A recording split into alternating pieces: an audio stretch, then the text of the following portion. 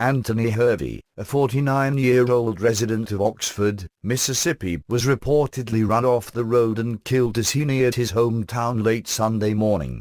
Hervey, who's shown here in 2000, and Arlene Barnum, a black resident of Stuart, Oklahoma, were returning from a pro-Confederate flag rally in Birmingham, Alabama, where several African Americans were featured among the supporters of the flag at the Monumental Dixie rally. Barnum was hospitalized following the rollover. She explained that both she and Hervey advocated support of the Confederate flag, though she did not know Hervey before giving him a ride to the rally. Barnum related that on the return trip, as they approached Oxford, she let Hervey take over driving her Ford Explorer. She said he saw a vehicle in the rearview mirror speeding to catch up to them. According to the McAlester News, Barnum said Hervey accelerated, but a silver vehicle continued to pursue, and then it swerved into their passenger side. Barnum posted on Facebook, "Help! They after us. My vehicle inside down," followed by another post in which she said that Hervey was pinned in.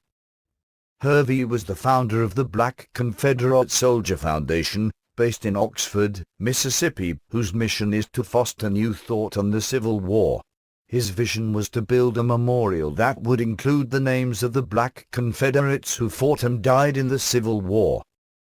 Hervey's interest in the Confederate flag and the war began when he discovered that his own great-great-uncle, James Hervey, was one of those black Confederate soldiers.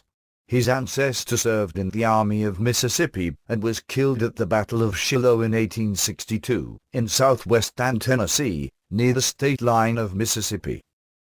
According to Hervey's research, at least 100,000 black Confederates fought in the Civil War. Accompanied by his brother Harry, Anthony began marching in 2000 along U.S. Highway 90, dressed in Confederate gray, carrying the Confederate battle flag. Harry wore a Robert E. Lee T-shirt. At the time, Hervey explained, "I am marching for freedom. The battle flag stands for freedom and states' rights." He argued in 2000, "We currently live under a psychological form of Reconstruction. Whites are made to feel guilty for sins of their ancestors, and blacks are made to feel downtrodden. This keeps all of us from communicating. The political correctness of today is killing the pride of the people." At the Birmingham rally, Barnum publicly burned her NYAC Life membership card in disgust at that group's opposition to the Confederate flag. Police were forced to intervene and arrest several counter-protesters who attempted to attack Barnum, Hervey, and other pro-Confederate black Americans. Hervey had been physically attacked in the past for his outspoken pro-Confederate views. The Mississippi Highway Patrol is investigating the cause of the crash of Barnum's vehicle. A Highway Patrol spokesman said the accident took place on Highway 6 near the Pontotoc County line, adding that no more details will be released until accident reconstructionists examine the evidence.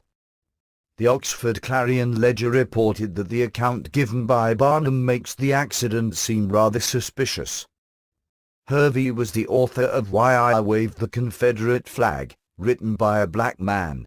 Wearing a Confederate uniform and waving the Confederate flag in Oxford's town square, he would often attract an audience for his talks on the subject of black Confederates in the Civil War.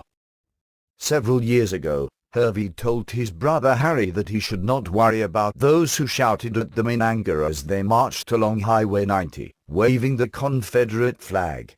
"They will yell a lot and want you to confront them, but they will not do anything," he said. Whether Hervey was correct in that assurance to his brother will depend on the results of the investigation by legal authorities in Mississippi.